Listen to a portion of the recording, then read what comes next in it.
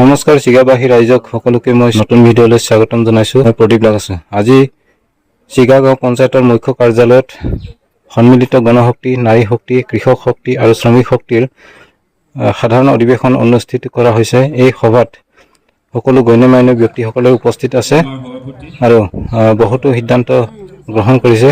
আহক আজিৰ সভাৰ কাৰ্যসূচীখিনি চাওঁ।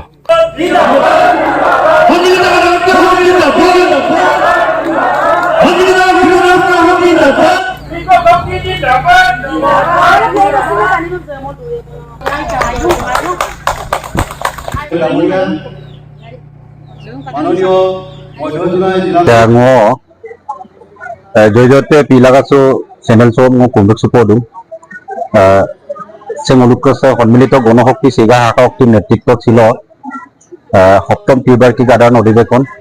সেই অধিৱেশন চমলু মুলুক দলীয়ভাৱে আমি মূল আলোচনা কৰা হ'ব।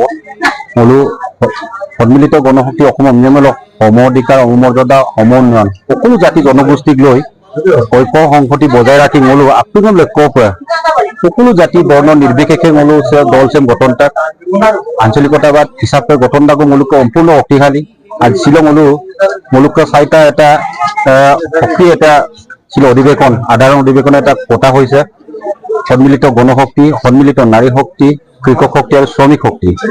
এই কাৰ্যসূচীৰে আমি প্ৰতিটো ৱাৰ্ডৰ পৰা মূল 20 জনকৈ প্ৰতিনিধি পাঁচজনকে প্ৰতিনিধি মতা হৈছে আৰু প্ৰতিনিধিসকল আহিলে আৰু চৌকা পৰ্যবেক্ষকসকলে উপস্থিত হৈছেহি। গতিকে সুপ্ৰাত মূল অলপ পিছতে মূল ছিল ৰাতিপুৱাৰ পৰা মূল কাৰ্যসূচীসমূহ চলাই গৈ আছো।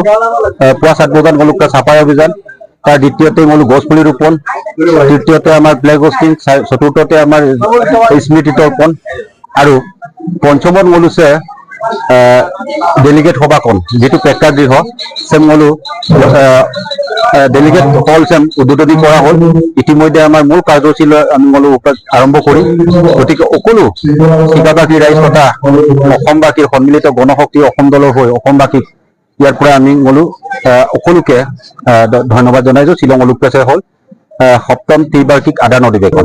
ইয়াত আমাৰ উপস্থিত হৈছেহি আমাৰ গণশক্তিৰ পৰা আমাৰ পৰ্যবেক্ষক নিয়োগ কৰা হৈছে আৰু ইয়াত আমাৰ PMDK চেন্ট্ৰেল কমিটিৰ পৰাও আমাৰ পৰ্যটকবৃন্দ উপস্থিত হৈছেহি। সৰ্বশ্ৰী আমাৰ নেতা পেগু ৰাজীৱ পেগু আৰু আমাৰ নিগম দলে আৰু কেন্দ্ৰীয় সাংস্কৃতিক সম্পাদক বীৰবাদল লিম্বু উপস্থিত হৈছেহি আৰু মুলুকে জ্যেষ্ঠৰ পৰা কনিষ্ঠ সকলো সতীৰ্থবৃন্দ আজি ইয়াত আৰু কন্দ শক্তিৰ পৰা ইয়াত পৰ্যবেক্ষক পঠিওৱা হৈছে। কন্দ শক্তিৰ সম্পাদক নবীন কামান ডাঙৰী উপস্থিত হৈছেহি আৰু ইয়াত মধ্যজনীয়া জিলা পৰিষদৰ সদস্য মুন্না দলেপাতিৰ বাইদেউ উপস্থিত হৈছেহি। গতিকে সকলো জ্যেষ্ঠ আৰু কনিষ্ঠক লৈ আমি এই সাধাৰণ অধিৱেশন আজি অনুষ্ঠিত কৰা হৈছে। সাংস্কৃতিক সম্পাদক